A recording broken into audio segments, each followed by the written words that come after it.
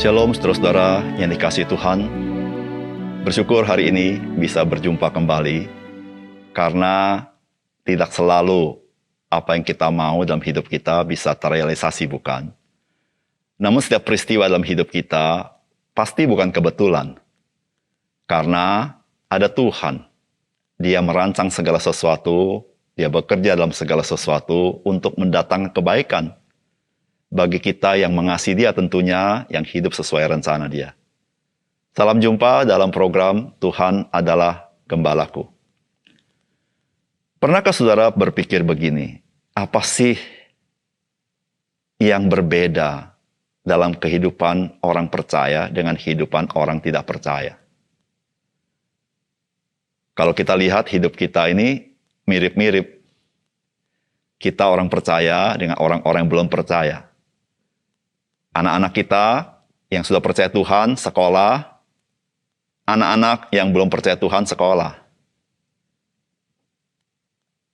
Bapak-bapak yang sudah percaya bekerja, bapak-bapak yang belum percaya juga bekerja. Ibu rumah tangga yang sudah percaya mengurus rumah tangga, ibu rumah tangga yang belum percaya mengurus rumah tangga. Orang percaya ada yang sukses, orang tidak percaya ada yang sukses. Namun ada orang percaya tidak sukses, ada orang tidak percaya juga tidak sukses. Orang percaya bisa sedih, orang tidak percaya juga bisa sedih. Orang percaya bisa ditinggal oleh orang yang dikasihi, orang tidak percaya juga mengalami yang sama. Saudara, ada banyak hal yang kita lihat seperti tidak ada bedanya antara orang percaya dengan orang tidak percaya. Cuma satu hal saja kita tahu, bahwa orang percaya adalah orang yang sudah diselamatkan oleh darah Yesus Kristus. Setelah mari kita membaca firman Tuhan dari Yohanes pasal 7 ayat 1-10. Sesudah itu Yesus berjalan keliling Galilea sebab ia tidak mau tetap tinggal di Yudea, karena di sana orang-orang Yahudi berusaha untuk membunuhnya. Ketika itu sudah dekat hari raya orang Yahudi, yaitu hari raya Pondok Daun, maka kata saudara-saudara Yesus kepadanya, "Berangkatlah dari sini dan pergi ke Yudea, supaya murid-muridmu juga melihat perbuatan-perbuatan yang engkau lakukan. Sebab tidak seorang pun berbuat sesuatu di tempat tersembunyi, jika ia mau diakui di muka umum. Jikalau engkau berbuat hal-hal yang demikian, tampakkanlah dirimu kepada dunia." Sebab saudara-saudaranya sendiri pun tidak percaya kepadanya. Maka jawab Yesus kepada mereka, "Waktuku belum tiba, tetapi bagi kamu selalu ada waktu. Dunia tidak dapat membenci kamu, tetapi ia membenci aku sebab aku bersaksi tentang dia bahwa pekerjaan-pekerjaannya jahat. Pergilah kamu ke pesta itu, aku belum pergi ke situ, karena waktuku belum tiba." Demikianlah katanya kepada mereka, dan ia pun tinggal di Galilea. Tetapi sesudah saudara-saudara Yesus berangkat ke pesta itu, ia pun pergi juga ke situ, tidak terang-terangan, tetapi diam-diam. Saudara yang dikasihi oleh Tuhan, firman Tuhan yang kita baca ini adalah peristiwa di mana orang-orang Yahudi memasuki masa perayaan Pondok Daun. Saudara, perayaan Pondok Daun adalah peringatan akan karya penebusan Tuhan bagi bangsa Israel dari perbudakan Mesir, di mana mereka keluar dari Mesir melalui padang belantara, tetapi di dalam perlindungan dan pimpinan Tuhan dan diberkati oleh Tuhan selama perjalanan 40 tahun di padang belantara, di mana mereka memakai kemah-kemah. Disitulah mereka memperingatinya. Ketika mereka memperingati perayaan Pondok Daun, mereka memakai kemah-kemah dan tinggal di dalam kemah-kemah itu. Saudara-saudara, perayaan Pondok Daun itu, saudara, dilakukan pada tanggal 15 bulan 7 orang Yahudi, yaitu disebut sebagai bulan Tisri. Kalau memakai kalender internasional, itu kurang lebih antara September dan Oktober, saudara. Nah, saudara, ini dirayakan kurang lebih 7-8 hari. Saudara, perayaan ini perayaan yang penuh dengan sukacita dan sangat meriah. Dan perayaan Pondok Daun, orang laki-laki itu wajib berziarah ke Yerusalem. Dan disitulah saudara-saudara dari Tuhan Yesus juga akan pergi ke Yerusalem. Dan saudara-saudara Tuhan Yesus meminta Tuhan Yesus juga pergi ke sana. Namun, apa yang dikatakan saudara-saudara Tuhan Yesus, dia mempunyai motivasi yang lain. Supaya Yesus dikenal dan mendapat pengakuan dari banyak orang. Nah, tidak heran, karena saudara-saudara Tuhan Yesus pada waktu itu belum percaya kepada Tuhan Yesus. Saudara, apakah pesan firman Tuhan dari bagian ini bagi kita? Yang pertama, saudara, firman Tuhan mengajar kita rancangan manusia itu tidak sama dengan rancangan Tuhan.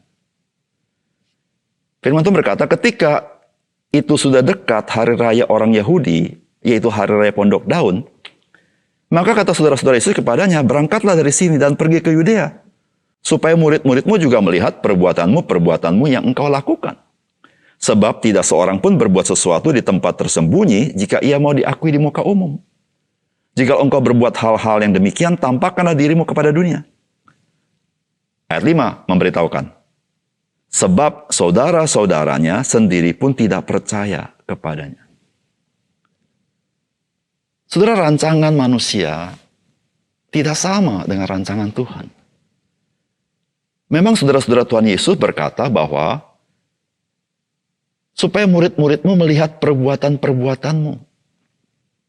Memang betul.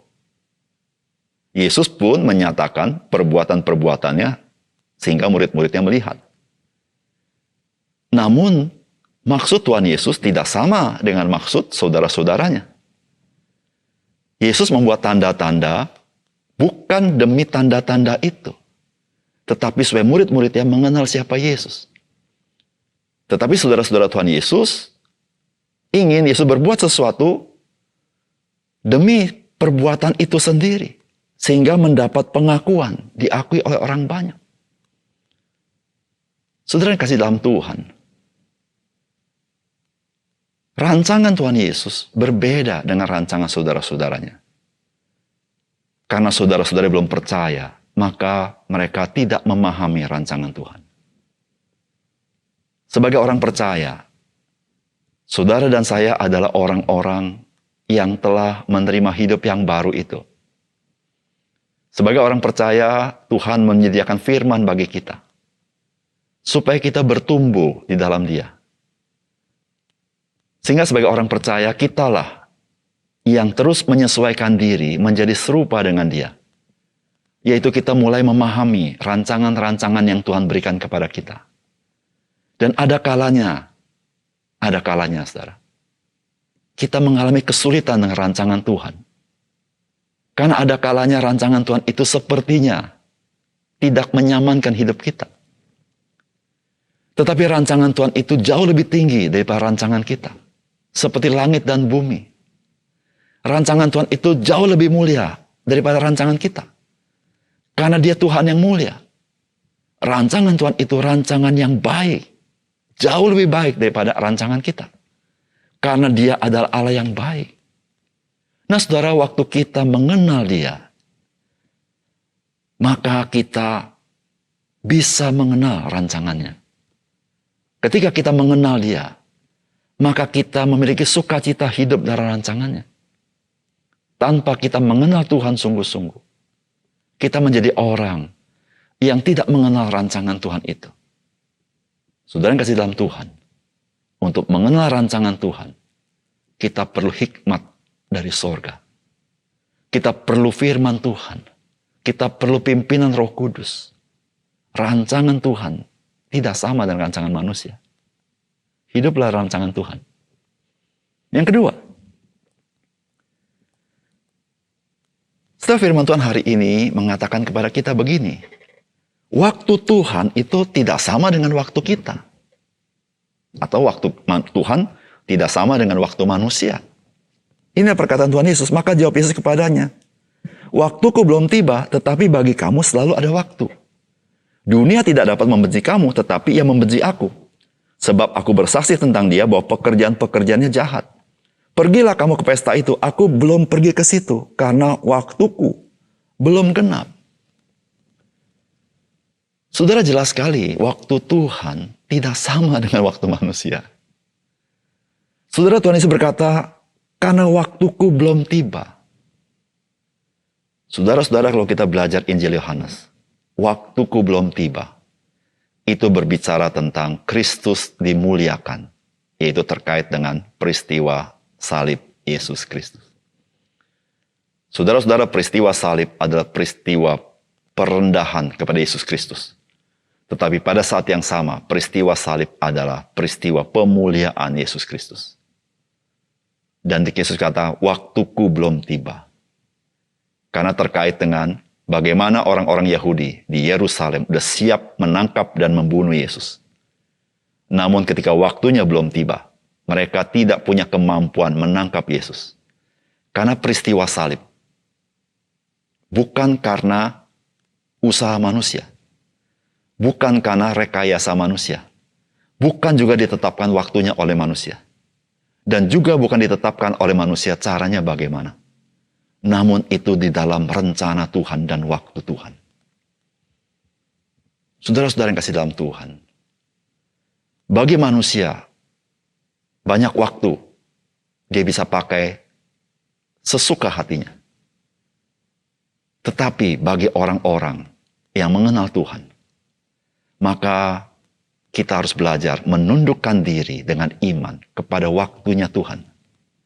Saudara, itulah kita percaya kepada Tuhan. Percaya kepada Tuhan adalah kita menundukkan diri kepada kehendak-Nya, tetapi kita menundukkan diri juga kepada waktunya Tuhan. Yesus Kristus adalah Mesias, diutus oleh Allah. Dan dia tunduk kepada Allah, termasuk di dalam hal waktu. Saudara yang kasih dalam Tuhan. Waktu Tuhan adalah waktu yang paling tepat dalam hidup kita. Meskipun ada kalanya kita mengalami kesulitan. Karena pada waktunya, ketika Tuhan menyatakannya, saudara-saudara, itu waktu yang terindah dalam hidup kita. Oleh karena itu, saudara-saudara yang kasih dalam Tuhan, hal yang membedakan antara orang percaya dan orang bukan percaya, yaitu ketika dia hidup di dalam rancangan Tuhan, dan dia hidup di dalam waktu Tuhan. Karena dia percaya, di dalam segala sesuatu, Tuhan punya waktu tersendiri bagi hidup kita. Mari kita berdoa. Bapa surga, terima kasih untuk firman Tuhan yang menolong kami bagaimana kami mengerti bahwa rancangan Tuhan berbeda dengan rancangan manusia. Waktu Tuhan berbeda dengan waktu manusia. Kami orang beriman, kami harus hidup dalam rancangan Tuhan karena rancangan itu sangat luar biasa dan mulia. Dan sesuai dengan waktunya Tuhan. Karena waktu itulah waktu yang tepat yang Tuhan ingin nyatakan kepada kami. Ajar kami menantikan waktu Tuhan.